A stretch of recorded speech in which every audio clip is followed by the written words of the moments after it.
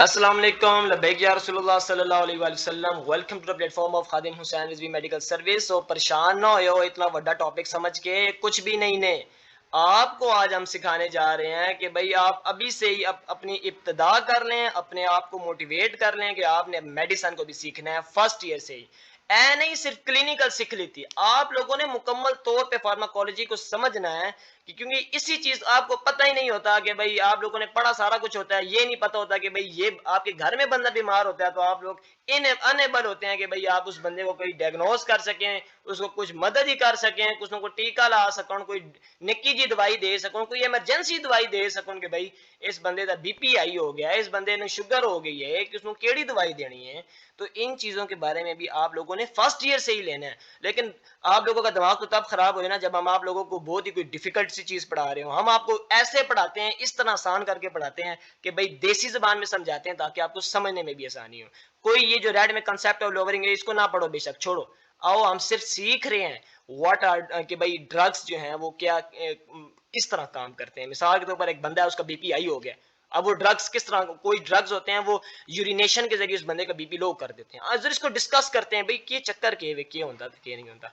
पहले हम स्लाइड में सिंपली डिस्कस करेंगे कि भाई और ये सिंपल तरीन स्लाइड है, इसमें मैंने कोई भी वो चीज भी इस्तेमाल नहीं की हुई, सिंपल सी एक नेफ्रॉन ही है बस। अच्छा, पहली तो आप लोगों ने ये बात याद रखनी है ना, जिस्म के अंदर ना जिथे सोडियम जासी ना पानी उसने पीछे जासी, जिथे सोडियम जासी पानी उसने पीछे जासी। चलो शाबाश। अच्छा मुझे अब एक बात बताओ, जिथे सोडियम जासी पानी उसने अंदर जासी, मैं कहता हूँ ये मेरे पास एक पैप है।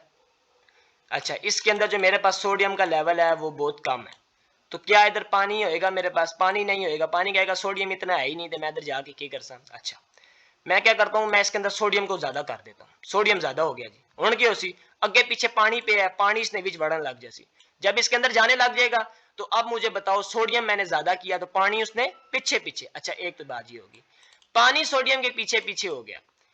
एक बात ये याद रखना कि आप लोग क्या करते हो, ये आपके पास पाइप है, आपने वो फायर एक्सटिंग्विशर्स देखे हुए जिनके जो पाइप होते हैं वो बिल्कुल पहले बंद होते हैं, ठीक है, और जैसे ही वो प्रेशर पीछे से बढ़ाते हैं तो एकदम से जो है आपका पाइप फूल जाता है। अच्छा एक बात बताओ, कार्नेट इंजन पढ़ा है आप लोगों ने? ठीक है, उसमें आपने पढ़ा एक लिड होता था और एक अंदर ड्रम होता था, ऊपर से प्रेशर अप्लाई करते थे। जब प्रेशर हम बढ़ा रहे होते थे तो फिर वॉल्यूम जो हमारे पास अंदर का होता था वो कम हो रहा होता था। Sir ji it was one thing, देखें, we were seeing this container from two different sides. Yes I am speaking in English, क्यों मैं नहीं बोल सकता। ਇਹ ਜਿਹੜਾ कंटेनर सी, इसने उत्ते ਜਿਹੜਾ लिड ਪਿਆ सी, इसको हम ऊपर से प्रेशर दे रहे थे और अंदर वॉल्यूम जो है वो मेरा कम हो रहा था। अगर मैं अंदर ही इसको हीट देने लग जाऊं, यहां पर मैं इसको हीट देने लग जाऊं, मेरा तो वॉल्यूम भी वध सी ते प्रेशर भी वध सी। इस चीज को समझो, हम जो यहां पर बायोलॉजी पढ़ रहे हैं वहां पे pressure is directly proportional to the volume. मैंने इसलिए कार्नेट इंजन की तरफ एकदम से रेफर किया कि भाई मैं आपको ये बताना चाह रहा हूं pressure is directly proportional to the volume. क्या जी, ये मेरे पास एक आर्टरी है, इस आर्टरी के अंदर प्रेशर बढ़ जाता है। जब प्रेशर बढ़ेगा तो ये जो वॉल्यूम है ये भी बढ़ेगा कि नहीं बढ़ेगा, या मैं कहता हूं वॉल्यूम बढ़ जाता तो प्रेशर बढ़ेगा कि नहीं बढ़ेगा, यानी कि ये डायलेट हो जाएगी। जब बहुत ज्यादा जो है वो सख्ती आ जाए, सारा का सारा सोडियम इस आर्टरी के अंदर डाल दूं, पानी इसने अंदर जान लग जाती तो वो इसको डायलेट नहीं कर देगा, मोटा मोटा नहीं कर देगा क्या? बिल्कुल कर देगा। अच्छा, जिथे सोडियम उत्थे पानी, पानी सोडियम के पिछे पिछे उसका आशिक है, ठीक हो गया।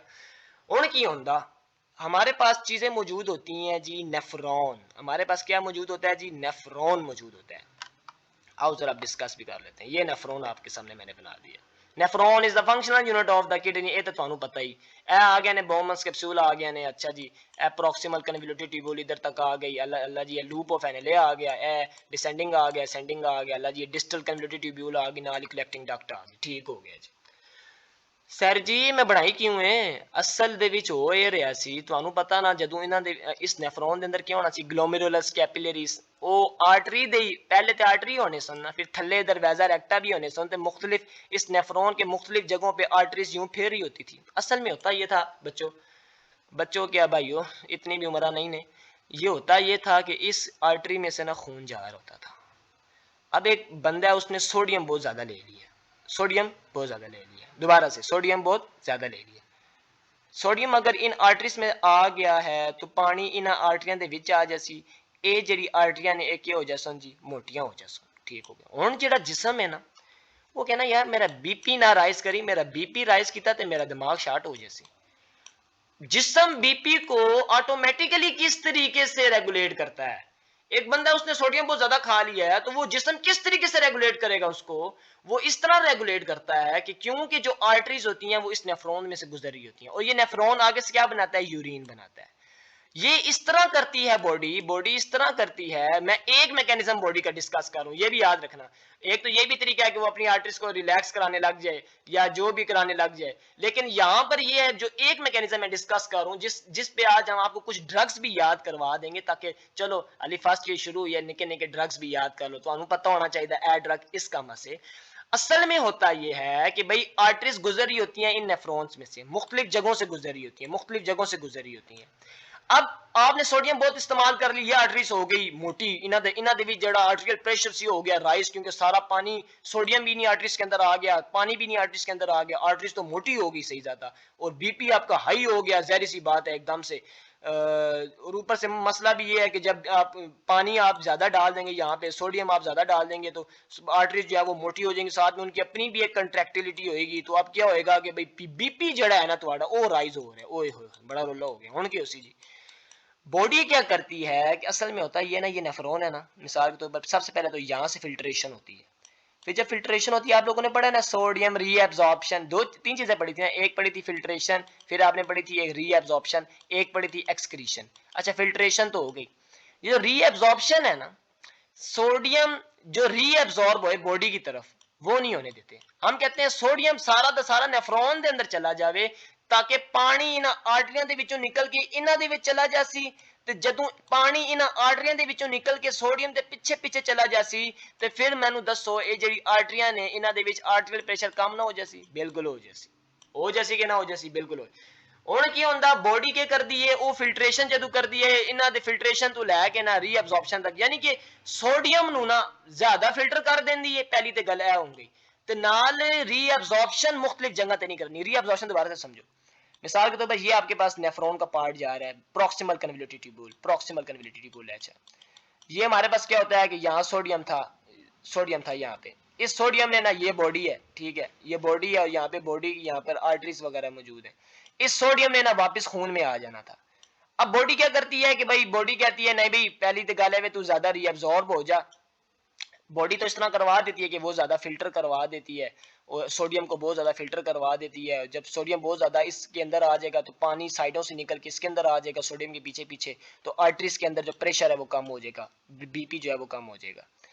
अच्छा कुछ ड्रग्स होते हैं वो क्या करते हैं, वो इस तरह करते हैं, ये जो सोडियम रीअब्जॉर्ब होता है ना बॉडी के अंदर, पहले तो मैंने आपको बॉडी का बताया कि बॉडी क्या करती है भाई, वो इस तरह करेगी बहुत ज्यादा सोडियम जो है वो फिल्टर कर लेगी, हो सकता है रीअब्जॉर्प्शन जो है वो कम कर दे ताकि सोडियम ज्यादा ज्यादा आर्टरीज में ना घुसे बल्कि नेफ्रॉन में ही घुसे, ताकि बाकी जगहों से भी पानी निकल के इसके पीछे, ये मैं देसी जबान में समझा रहा हूँ मेरा बच्चा, ठीक है ना, ए ना हो तो फिलासफर समझ लग जाओ, मैं देसी जबान में समझा रहा हूँ ताकि तुहानू समझ आवे।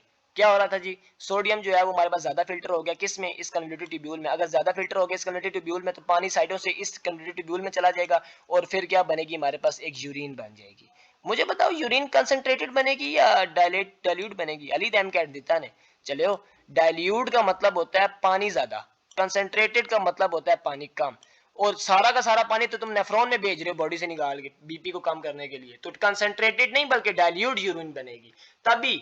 अब मैं जो बताने वाला हूं, कुछ ड्रग्स होते हैं वो इस सोडियम को वापस रीअब्सॉर्ब नहीं होने देते, तो जब सोडियम को वापस रीअब्सॉर्ब नहीं होने देंगे मुख्तलिफ जगहों पे, हो सकता है प्रॉक्सिमल कन्वोल्यूटिव ट्यूब्यूल से सोडियम के रीअब्सॉर्प्शन होने दें, हो सकता है हमारे पास इस असेंडिंग वाले इलाके से ना होने दें, हो सकता है इस डिस्टल कन्वोल्यूटिव ट्यूब्यूल से ना होने दें, वो जब इन इलाकों से नहीं होने दे रहे होते सोडियम की रीअब्सॉर्प्शन, तो सारा का सारा सोडियम इन्हां दे ब्लू ब्लू इन्हां नेफ्रॉनां दे विच आ गया, जदों सोडियम इन्हां दे विच आ गया ते पानी इन्हां दे पिछे आ गया, जदों पानी इन्हां दे पिछे आ गया ते बीपी तुम्हारा लो हो गया।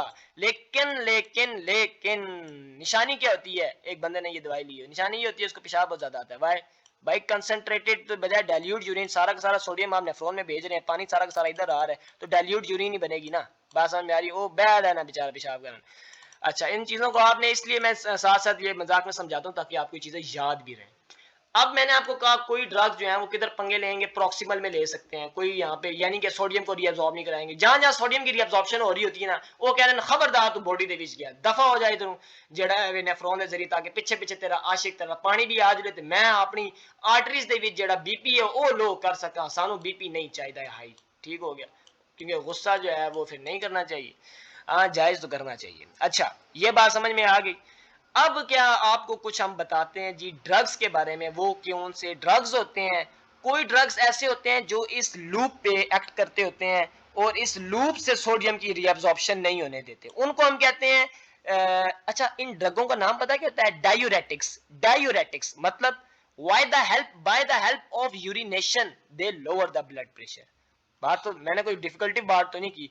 डायूरेटिक्स, डायूरेटिक्स, अच्छा जी, डायूरेटिक्स क्या चीज होते हैं? वो ड्रग्स जो कि पेशाब निकाल कर बीपी जो है वो लो करते हैं। अब ये मैंने आपको आसान अल्फाज में बताया, ठीक है, देसी जुबान में समझाया। By the help of urination they lower the blood pressure. इसको हम क्या कहते हैं जी?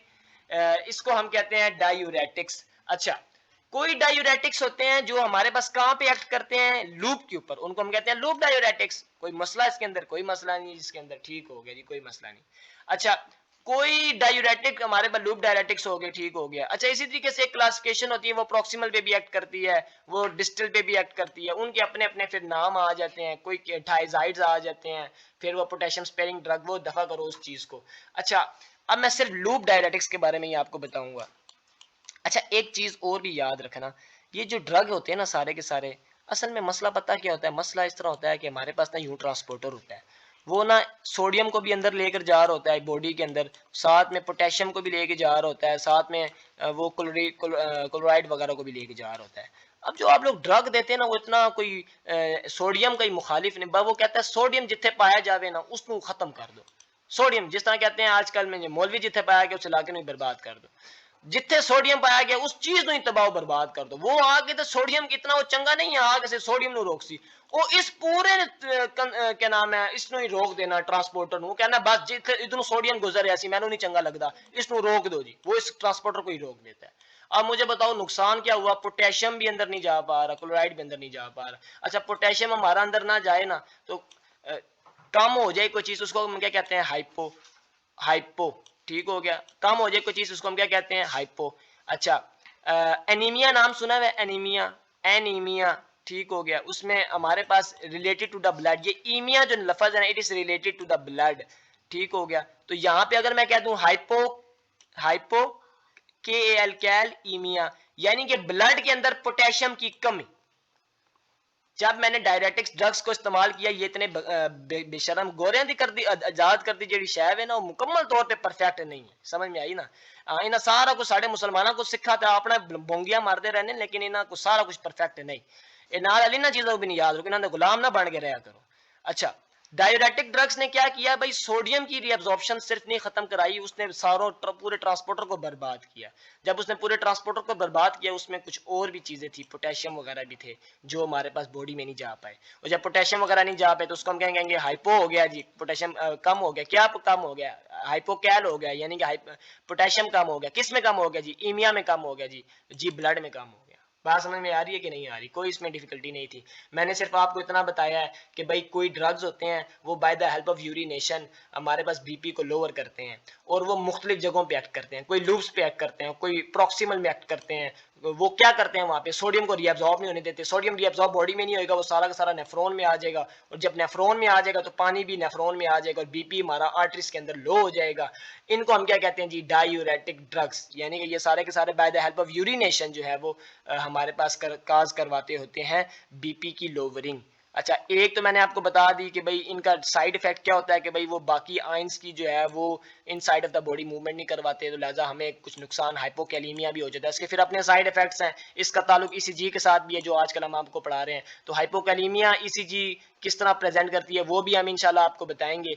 अच्छा, साथ में ना कुछ ड्रग्स के नाम याद कर लो। ये जो लूप डायरेक्टिक्स होते हैं ना, इसमें हमारे पास एक ड्रग का नाम याद रखो, फ्यूरोसेमाइड, फ्यूरोसिमाइड, फ्यूरोसिमाइड, इतना याद रखो। जिनके आखिर में माइड आ जाए ना, माइड, वो ल्यूब डायरेक्टिक्स होते हैं। ये मैंने क्या लिखा? फ्यूरोसिमाइड। एक तो आप लोगों ने ये नाम याद रखना है। अच्छा जी, एक आपने साथ में याद रख लेना जी, ये जो डिस्टल कन्वोल्यूट के ऊपर एक्ट करते हैं ना, उनको हम कहते हैं थायजाइड्स। ये क्लास मैंने आपको बताई है। ये जो लूप डायरेटिक्स मैंने आपको बताई ना, सबसे बड़ी क्लास का नाम है डायोरेटिक्स, जो by the help of urination जो है वो काज करवाते हैं। उसके अंदर हमारे पास कुछ डायोरेटिक्स होते हैं जो इसके ऊपर एक्ट करते हैं, लूप के ऊपर, उनको हम कहते हैं लूप डायोरेटिक्स, उनको हम कहते हैं लूप डायोरेटिक्स।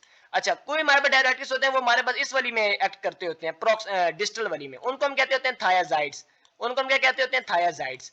अच्छा, ये फर्स्ट क्लास डायरेटिक्स, सब क्लास में एक लूप डायरेटिक्स आ गई, एक थायजाइड्स आ गई। लूप डायरेटिक्स के एक ड्रग का मैंने आपको नाम बताया, क्या, जिसके आखिर में माइड आ जाए, फ्यूरोसिमाइड, ब्यूटोसिमाइड वगैरह वगैरह, जो टोरसिमाइड जो भी हो जाए, आखिर में माइड माइड आ जाता है। ये जो थायजाइड्स हैं, इनके आखिर में क्या आएगा, जाइड्स, इनके आखिर में क्या आ जाएगा, जाइड्स आ जाएगा, क्लोरोथाइजाइड।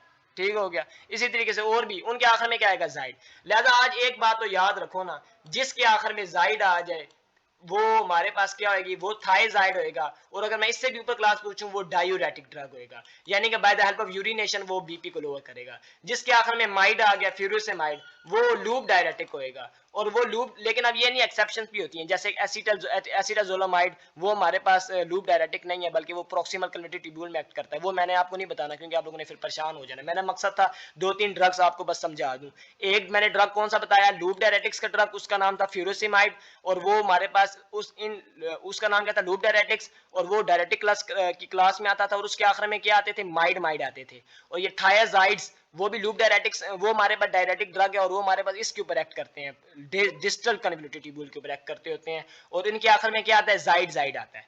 लिहाजा आज तो ये एक छोटी सी रिसर्च करना ना आप लोग, कि जिनके आखिर में माइड आ जाए और जिनके आखिर में जाइड आ जाए आपके खानदान में, एक आपको एक चीज दिखाना चाहते हैं, आए जरा देखें। वाना do research on platform of KHRMS, वो क्या है जी, ये जो आपको हम ना फार्माकोलॉजी पढ़ा रहे हैं ना, इससे एक चीज सीखें। क्या, मिसाल के तौर पर आपको मैंने आज 2 ड्रग्स के नाम बताए। एक मैंने नाम बताया फ्यूरोसिमाइड, फ्यूरोसिमाइड, जो कि हमारे पास कौन सा ड्रग है जी, लूप डायूरेटिक है। डायूरेटिक की सब क्लास लूप डायरेटिक की एग्जांपल फ्यूरोसिमाइड, डायूरेटिक की सब क्लास थायाजाइड की एग्जांपल क्लोरोथायाजाइड। यानी कि एक डायरेटिक ड्रग है जिसकी सब क्लास है लूप डायरेटिक्स, और उसकी एग्जांपल में क्या कहता है, फुरोसेमाइड, और इसकी मैनिमोनिक क्या है, यानी कि इनको ट्रिक क्या याद करने की, इनके आखिर में माइड, यानी कि जिसके आखिर में तकरीबन माइड माइड आए वो क्या होते हैं, लूप डायरेटिक्स। ठीक हो गया। और जिसके आखिर में तकरीबन जाइड जाइड आए वो क्या होते हैं, थायजाइड्स होते हैं, और वो भी किस में आते हैं, डायरेटिक ड्रग्स के अंदर। ठीक हो गया। तो आज तो इतना याद रखो। अब ये जो रिसर्च वाला काम है, ये क्या है, आज अपने खानदान में देखो किस किस को बीपी की मसला है, किस किस को बीपी का मसला है, और देखो किस किस को डॉक्टरों ने ना ये वाले ड्रग दिए हुए हैं। अब ये इनके अलावा भी ड्रग होते हैं भाई, आपकी आर्टरीज वाला चक्कर भी हो सकता है, किसी और तरीके से भी बीपी लोअर किया जा सकता है। This is the only one way of lowering the BP. अपने खानदान में चेक करो कि भाई किस किस बंदे को बीपी जो है वो आपका हाई है, और वो कौन कौन सी दवाई इस्तेमाल करता है। और आप लोगों ने ये बताना है कि कितने बंदे, आप रिसर्च का तो तरीका पता है ना आपको, इतना कोई परेशान ना हो, कोई इसमें परेशानी नहीं है। आप लोगों ने सिर्फ इतना बताना है कि भाई मेरे खानदान में तकरीबन 10 बंदे हैं जिनको बीपी का मसला है, और उनमें से तकरीबन 5 बंदे जो है मैंने देखे हैं जो कि ये इस्तेमाल करते हैं डायूरेटिक ड्रग की, लूप डायरेटिक, फ्यूरोसिमाइड, और कोई तकरीबन 5 बंदे हैं जो कि हमारे पास डायरेटिक ड्रग की थायजाइड वाली क्लास इस्तेमाल करते हैं। तो लिहाजा परसेंटेज कितनी बन गई आपके पास, 100% में से 50% जो है आपके पास थायजाइड इस्तेमाल करने वाले हो गए, 50% जो है आपके पास फ्यूरोसिमाइड इस्तेमाल करने वाले, लूप डायरेटिक इस्तेमाल करने वाले हो गए। अगर आप लोगों को इन दोनों में से कोई ड्रग नजर ना आए तो फिर बाकी जो आपको ड्रग नजर आए उनको देखो, उनको पढ़ो कि भाई उनके क्या नाम है, ये चीज है। ठीक है, जरूरी नहीं है कि आपने इन्हीं को देखना है, थायजाइड और फ्यूरोसिमाइड। अगर कोई बंदा है वो फ्यूरोसिमाइड नहीं ले रहा, उसको थायजाइड नहीं ले रहा, तो फिर देखो वो ड्रग कौन सा है। दूसरी बात ये होती है, ड्रगों की 2 बातें होती हैं, एक होता है ब्रांड नेम, एक होता है जेनेरिक नेम। जैसे आप सारे रिजिक्स लेते हो, रिजिक्स, रिजिक्स जो है ना वो हमारे पास ब्रांड नेम है, यानी कि कंपनी का नाम होता है, और उसके नीचे छोटा सा फार्मूला लिखा होता है। आप लोगों ने फार्मूले याद रखने हैं, ये बड़े ब्रांड नेम नहीं याद रखने। ये हमारे पास सिट्राजिन का जो है ना वो फार्मूला है, रिजिक्स। सिट्राजिन हमारे पास एक एंटीहिस्टामिन होती है जो कि नजले जुकाम वगैरह के लिए इस्तेमाल हो। चलो ये भी याद रख लो, सिट्राजिन याद रखना है, रिजिक्स ना याद रखना। रिजिक्स बड़ी महंगी ने भाई, याद रखो सिट्राजिन जो दवाई है वो हमारे पास, लेकिन वो रात को लेनी होती है, ये भी मैं बता दूं, बेहोशी का असर करवा देती है। अब ये आपको सारा ना जब आहिस्ता आहिस्ता बताएंगे सब कुछ। तो सिट्राजिन एक दवाई है जो कि नजले जुकाम वगैरह के लिए, बार ये मैंने वैसे ही बताया जेनेरिक नेम समझाने के लिए। ये जो नीचे लिखा है ना सिट्राजिन डाइहाइड्रोक्लोराइड या जो भी, इसको हम कहेंगे क्या, जेनेरिक नेम। और ये जो ऊपर लिखा होता है इसको हम कहेंगे ब्रांड नेम। ब्रांड नेम को आपने याद नहीं करना, आपने जेनेरिक नेम को याद रखना है। अच्छा, ताकि पता है इसका फ़ायदा क्या होता है? एक डॉक्टर है, उसके पास एक बंदा आया है, वो उसको लिख देगा सिंपल सिट्राज़िन डाइहाइड्रोक्लोराइड, उसको नज़ला ज़ुकाम तो उसने लिख के दे दी, उसने कहा रात को इस्तेमाल करना। अब वो जो मेडिकल स्टोर वाले के पास जाएगा, वो देखेगा यार बंदे की हालत भी देखेगा, साथ में नाम भी देख लेगा, वो समझ जाएगा, उस बंदे को रिजेक्ट नहीं देगा, वो उसको लो क्वालिटी ये नहीं होता कि कोई एक्शन में फ़ॉल्ट होता है, वो भी वैसे ही काम करती है, वो उसको सस्ती दवाई दे देगा। रिजेक्ट महँगी दवाई है, वो उसको सस्ती दवाई दे देगा, उस बेचारे को उस सस्ते वाले से भी काम निकल जाएगा। गरीब अवाम का हाल आपको पता तो है, हमारे मुल्क के हुक्मरानों ने क्या किया हुआ। आखिरी बात हमारे पास क्या आ जाती है, आप लोगों ने रिसर्च करनी है। क्या रिसर्च करनी है? पता करें आपके खानदान में किस किस को बीपी का मसला है, और वो इस थायजाइड या फ्यूरोसमाइड में से कोई ड्रग इस्तेमाल करते हैं। चलो कोई ना कोई तो करता ही होगा, नहीं करते तो आप 0% ही लिख दें, कहें मेरे खानदान में 100 बंदा था जिनको बीपी का इशू था, उसमें से एक बंदा भी नहीं इस्तेमाल करता। लेकिन एक दफा कोशिश करो ये करने की कि भाई इतने बंदे थे, इतने बंदे ये इस्तेमाल करते थे, इतने बंदे ये इस्तेमाल करते थे, तो लिहाजा 100% में नहीं तो उसको डिवाइड कर लो, उसकी परसेंटेज निकालो। मिसाल के तौर पर ये 5 वाली मैंने कितनी अच्छी मिसाल दी, 10 बंदे थे, 5 बंदे थायराइड इस्तेमाल करते हैं, 5 बंदे आपके वो इस्तेमाल करते हैं, तो 100% थी जिसमें से 50% थायराइड इस्तेमाल करते हैं, 50% फ्यूरोसमाइड। ये होती है बात रिसर्च की भी, साथ साथ इसको रिसर्च भी रखो, अपने आप को ग्रूम करना सीखो। This was all about today's lecture, hope कि आपको समझ आई हो। Very thanks for watching.